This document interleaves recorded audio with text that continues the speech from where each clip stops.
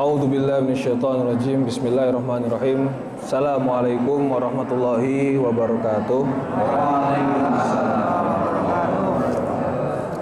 Hadratul muhtaramin ila jami'il muslimin wal muslimat wa ila jami'il jamaah alladziina yahduruna wa yaslukuna wa yajlisuna fi hadzal masjid fi hadzal sabah fi masjidi Sa'adatid Darain. Hadratul muhtaramin Asy-Syaikh Ad-Doktor Ustaz Ja'far, Hadratul muhtaram Asy-Syaikh Ustaz Habibi, wa Hadratul muhtaram Asy-Syaikh Abina Al-Ustaz Zulfa Mustafa, wa Hadratul muhtaram Asy-Syaikh Ustaz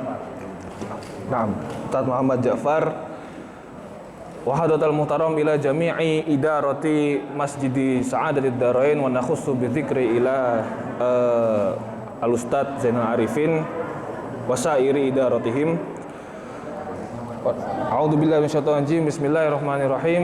Ila hadratin Nabil Mustafa Muhammadin sallallahu alaihi wasallam wa ila hadratin jami'il auliya wal anbiya wal ulama'is shalihin wa salafuna shalihin, wa nakhussu bi dzikri ila abaina wa ummahatina wa asdatina wa jaddatina usulihim wa furuhim, wa nakhussu bi dzikri ila masyayikhina wa muallimina wa asatidatina, wa nakhussu bi dzikri ila kullu man sara wa jama'a wa jalasa wa darasa fi hadzal masjid syai'un lillah.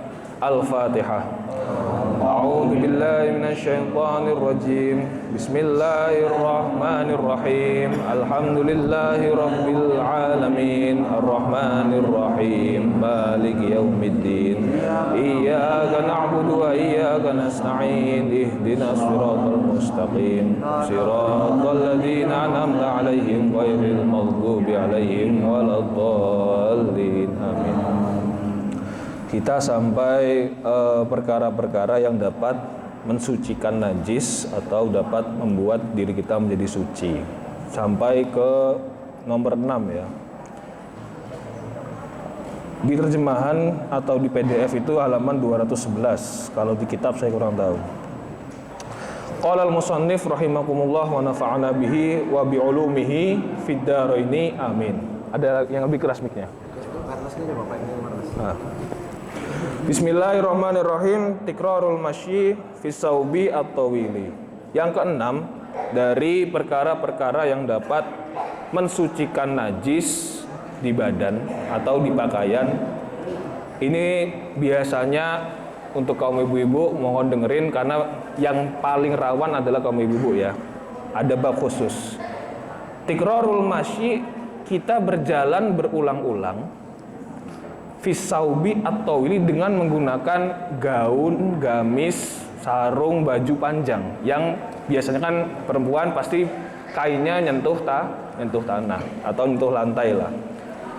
Alladzi yamassul ardo, yang mana ketika satu saat menyentuh tanah, bumi, lantai, alas dan lain-lain, an-najisata, yang najis, wa tahirata, maupun yang suci. Itu bisa yang asalnya najis, misal terkena kotoran, kita kan nggak tahu debu ataupun apapun kotoran najis yang ada di lantai ataupun di tanah. Dan menggunakan gaun panjang bagi perempuan, ibu-ibu, merupakan sesuatu yang susah dihindari.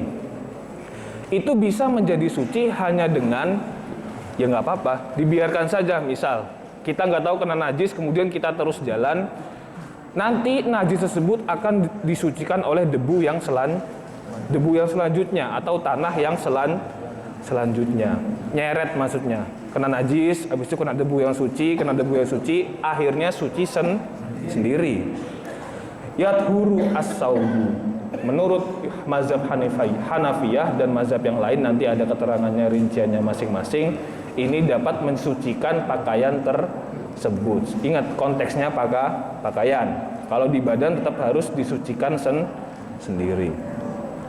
Ada kaidah li annal ardo yathuru ba'duha ba'don. Karena sesungguhnya yang namanya bumi itu dapat, sebagian dari bumi itu dapat mensucikan bumi yang lain. Ini bukan hanya sekedar masalah suci, najis ataupun tidak. Alam kalau sudah stabil pasti akan berusaha untuk memulihkan dirinya sendiri lewat misal kayak apa, erosi, kemudian kembali lagi tanahnya menjadi subur lagi, kemudian ada kebakaran hutan karena kekeringan, tanahnya jadi tanah gambut. Ya, tidak hanya berlaku di agama saja maksudnya. Dasarnya apa kok bisa ada satu dalam fikih ketetapan unik yang mengatakan bahwasanya pakaian nyeret dibiarin saja, yang tadinya kena najis bisa suci. Hadisi Ummi Salamah, bidalili hadisi Ummi Salamah, berdasarkan hadis dari Ummi Salamah. Annaha qalat, ia berkata, ini imro'atun, sesungguhnya aku, diriku, imro'atun adalah seorang wanita, perempuan. Utilu zili, saya suka memanjangkan atau sering memanjangkan pakaian saya, gaun saya, gamis ataupun yang lain. Kalau kaum laki-laki pastinya cuman sarung. Amshi fil makanil qadari, saya itu biasanya jalan di tempat yang kotor. Zaman dulu nggak bisa disamain kayak sekarang. Tanah, pasir di kota campur kotoran unta ataupun kambing dan lain-lain. Faqala laha Rasulullah sallallahu alaihi wasallam, kemudian Rasulullah bersabda kepada Ummi Salamah, yathuru ma ba'dahu. Kamu tenang saja, yathuru akan mensucikan atau yutahiru juga bisa. Ma ba'dahu, tanah yang selanjutnya. Kita kena najis tahu, najisnya agak kering. Kemudian ya udah deh mau gimana lagi ya kan. Jalan terus. Nah, jalan terus itu kemudian nyeret tanah lagi. Itu yang akan mensucikan najis di pakaian kita itu sendiri. Tapi beda kalau misalnya najisnya basah, itu yang beda. Kalau basah bagaimana, Tats? Ini konteksnya di musim hujan ya, bagi pengendara motor. Kalau mobil kan pasti aman. Pengendara motor itu di Hasyiah Al-Bajuri, Hasyiah Al-Bajuri halaman 176, mengatakan kalau memang kita tahu, namanya juga genangan air di jalan kan banyak, gak ketahuan kan. Kalau kita tahu memang tidak ada kotoran jelas-jelas gede kelihatan, atau kita tahu nggak ada orang buang najis di situ, kecipratan sebanyak apapun tidak akan masalah. Insya Allah tidak najis dan tidak usah khawatir seperti itu. Itu kalau tanahnya atau buminya basah, asalkan kita tahu atau sudah yakin tidak ada najis di situ. Jadi nggak usah ragu-ragu ya maksudnya. Nah, tapi juga nggak bisa kayak gitu juga. Kalau memang basahnya secelana, lebih baik diganti. Udah, masa sholat pakai basah-basahan. Wa yattafiqu al-Malikiyah wal Hanabilah. Mengenai pendapat mazhab Hanafiyah, ini memang yang mengeluarkan statement atau pernyataan nyeret pakaian itu dapat mensucikan, itu mazhab Hanafiyah. Sampai kalau pernah ngaji takrib dan yang lain-lain di kitab-kitab Syafi'i tidak pernah dibahas karena memang bukan salah satu qaul atau kaidah fikih yang dikeluarkan oleh Imam Syafi'i. Kalau mau mungkin di kitab yang lebih besar seperti Jam'ul Jawami' dan yang lain. Al-Malikiyah wal Hanabilah, Imam Maliki dan Imam Hambali bersepakat atau menyetujui ma'al Hanafiyah, pendapat Imam Hanafi di dalam hal tersebut. Kalau memang menyeret pakaian itu dapat mensucikan pakaian itu sendiri. Wa aqarrahu asy-Syafi'i, kemudian mazhab kita Imam Syafi'i, wa aqarrahu mengakuinya, maksudnya mengakui itu apa ya? Bukan menyetujui sih, ada syaratnya. Bima jaro ala yabisin, dapat mensucikan kalau najisnya itu kering. Misalnya kotorannya, tainya itu sudah jadi kering, nggak masih basah, nggak masih hangat. Wa qayyadahu, kemudian membatasi, qayyada artinya membatasi tapi bisa juga diartikan menguatkan. Al-Hanabilah, mazhab Imam Hambali, biyasirin najasa, kalau najisnya itu ringan itu maksudnya entah itu kecil, misalnya kayak tai cicak dan lain-lain, atau najisnya itu nggak lengket ya, nggak lengket, nempel dan nyebelin gitu, maksudnya itu baunya udah bau, lengket di pakaian kelihatan lagi kan. Nah itu maka nyeret pakaian itu masih dapat membekukan dan bisa mensucikan. Kalau Imam Syafi'i syaratnya najisnya kering, kalau basah tidak bisa. Wa illa, kalaupun tidak, maksudnya kalau tidak kering dan tidak, najisnya itu bukan najis yang ringan, mukhafafah, wajaba ghusluhu, maka wajib dibasuh seperti itu. Lanjut ke yang ketujuh, al-farku. Al-farku yaitu ngerok ya. Ngerok, Bu. Make koin, make apapun lah yang bisa buat ngerok, ngamplas, apapun lah yang gini-gini pokoknya. Beda kalau dalku itu gosok, ad-dalku itu menggosok. Kalau ngerok itu kayak ngerik bisa juga ya. Ini dia khusus di mazhab Hanafiyah. Kalau di mazhab Malikiyahnya versinya adalah ad-dalku, menggosok. Kenapa ada al-farku, menggaruk atau mengerok dan lain-lain? Yathuru bihi maniyul insan. Mani dari manusia, mani sperma dari seorang manusia itu yathuru bihi dapat menjadi suci idza asobas saubu, apabila mengenai pakaian. Asobas sauba bisa, saubu bisa. Idza asobas sauba, apabila telah mengenai pakaian, wajaffa, kemudian mengering. Kalau memang kita tahu itu misalnya mani atau sperma, gak apa ya saya bahas ya, agak vulgar memang. Kemudian tapi penting, nanti ada sesuatu yang nyambung. Kemudian dia kering, kita nggak tahu kalau itu misalnya air sperma kita keluar dan ada di sarung gitu kan, habis mimpi basah, ikhtilam, kering, itu bagaimana cara membersihkannya?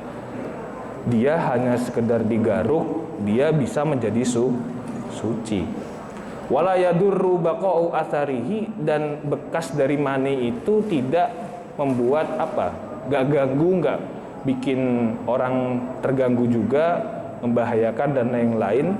Kabaqaihi ba'dal ghusli, sebagaimana setelah dibasuh. Nah, ingkana, tapi ada syaratnya, ingkana rasul aduwi dalam tanda kurung al-hasyafah tahiron. Kalau helmnya itu suci, helm dari kemaluan, paham ya? Nah, pucuknya itu suci. Maksudnya gini, kalau memang dia sebelum tidur dia sudah cebok, maksudnya setelah buang air cebok dan suci kan, jatuhnya kita sudah selesai beristinja. Kemudian kita bangun tidur, namanya juga sibuk kan, bangun tidur nggak kerasa, bangun langsung ganti pakaian atau nggak sempat lihat ngecek bawah, udah kering, nama juga kita nggak sadar kalau kita ambil basah, kemudian baru kita sadar, oh tapi semalam saya kalau nggak salah sudah bersih sebelum tidur. Cukup dengan digaruk, kan kering lengket, jatuhnya kayak apa sih, kayak cat gitu ya, kayak cat teman agak tipis, dihilangin aja. Kan dia agak partikelnya padat, dihilangin, dibasuh air dikit, dah. Karena memang pada dasarnya mani itu bukan sesuatu yang najis, tapi kan tidak sopan apabila kita beribadah ada mani di tubuh kita. Bi'an istanja bimain, syaratnya kalau mau seperti itu istinja sebelumnya harus dengan air. Kalau la biwarokin au hajarin, kalau misalnya menggunakan tisu, daun, kertas dan lain-lain ketika beristinja, maka tidak boleh. Gini, keluar maninya itu sebelumnya kita beristinjanya dengan tisu, maka tidak boleh menggunakan kaidah fikih yang dengan menggaruk saja suci. Kalau beristinjanya sebelumnya dengan air, maka boleh seperti itu. Nah, wala farqa baina maniyir rajuli wa maniyil mar'ati. Enggak ada perbedaan baik itu sperma laki-laki maupun perempuan. Jadi yang kena hukum ini atau yang bisa menerapkan, mengaplikasikan hukum ini enggak cuma laki-laki saja. Fa in kana al-maniyyu rutoban, kalau maninya itu basah. Au kana maniyya ghairal adami, bahkan juga berlaku untuk mani dari hewan. Misal pakaian kita kena sperma dari sapi, namanya juga angon wedhus atau angon raja kaya sapi. Itu bisa disucikan dengan cara demikian. Bukan berarti sperma sapi, hewan yang lain dan macam-macam burung dan selainnya itu langsung kita anggap najis. Tidak, semua itu sama, yaitu suatu sel yang dapat menghasilkan kehidupan yang baru. Awistanja al-adamiyyu biwarakin wa nahwihi.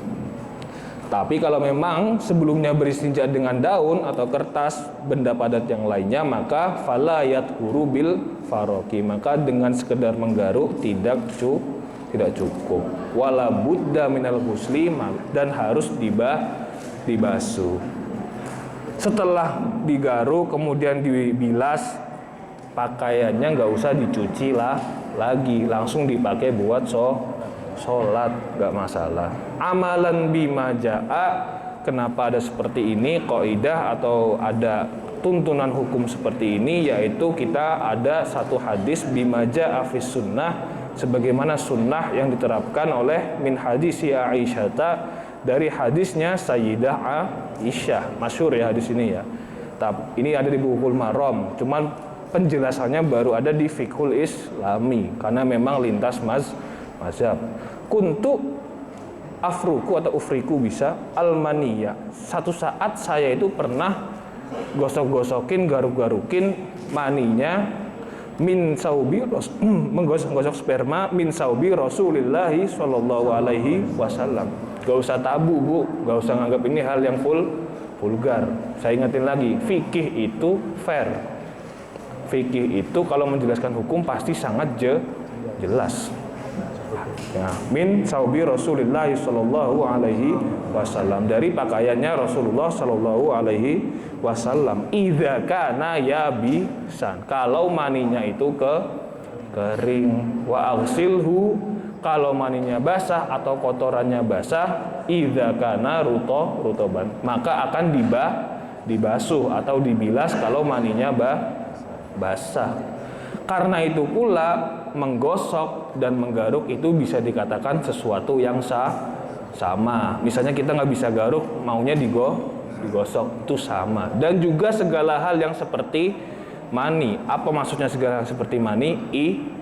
Ingus ataupun ludah. Kan dia karakteristiknya seperti mani. Segala sesuatu yang keluar dari tubuh tapi bukan najis atau hadas. Kalau untuk kaum perempuan ada juga khusus, yaitu ASI. Ketika misalnya terkena baju kemudian kering, bisa digosok atau dibersihkan dengan cara yang tadi dan tidak najis. Sekian kurang lebihnya saya mohon maaf. Wallahu muwaffiq ila aqwamit thoriq. Assalamualaikum warahmatullahi wabarakatuh.